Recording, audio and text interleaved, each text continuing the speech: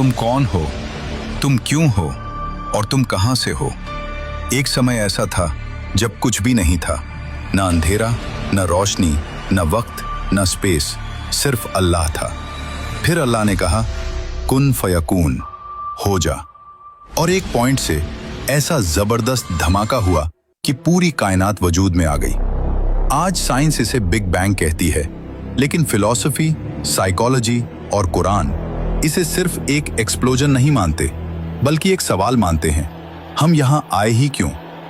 Science के मुताबिक शुरुआत में पूरी यूनिवर्स एक सिंगुलैरिटी में सिमटी हुई थी।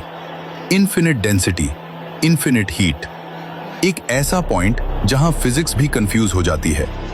फिर एक कॉस्मिक एक्सपेंशन हुआ, स्पेस फैलने लगा, वक्त चलने लगा, एनर्जी मैटर में बदलने लगी और गैलेक्सीज पैदा होने लगी। इसी को साइंस ने नाम दिया द बिग बैंग। लेकिन फिलॉसफी एक और सवाल पूछती है, अगर कुछ भी नहीं था तो फिर कुछ हुआ कैसे। Why does something exist instead of nothing? आखिर एग्जिस्टेंस का सोर्स क्या है। कुछ फिलोसोफर्स कहते हैं यूनिवर्स एक रैंडम एक्सीडेंट है, लेकिन ह्यूमन माइंड कभी रैंडमनेस से सेटिस्फाई नहीं होता, क्योंकि इंसान का दिमाग नेचुरली मीनिंग ढूंढता है।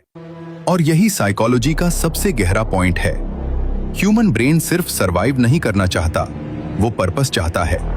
इसलिए इंसान चांद तक पहुंच गया, समंदर की गहराइयों में उतर गया, एटम्स तोड़ दिए। लेकिन फिर भी रात को अकेला होता है तो अंदर से एक सवाल आता है, मैं कौन हूं, मैं यहां क्यों हूं, इस यूनिवर्स का मतलब क्या है।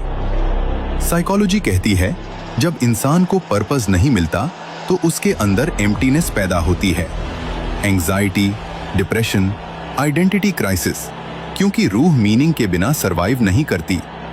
और यही कुरान जवाब देता है। कुरान कहता है, हमने आसमान और जमीन को बेमकसद नहीं बनाया, सूरह साद 38-27। और मैंने जिन और इंसान को सिर्फ अपनी इबादत के लिए पैदा किया, सूरह अज़-ज़ारियात 51-56। यहां इबादत सिर्फ रिचुअल्स नहीं, बल्कि अल्लाह को पहचानना, सच को तलाश करना और अपनी रूह को जगाना है। फिलॉसफी एग्जिस्टेंस का सवाल पूछती है, साइकोलॉजी पर्पस का, और कुरान दोनों का जवाब देता है। साइंस बताती है यूनिवर्स कैसे बना, फिलॉसफी पूछती है क्यों बना, साइकोलॉजी महसूस करती है इंसान अंदर से अधूरा क्यों है, और कुरान कहता है क्योंकि रूह अपने रब को ढूंढ रही है।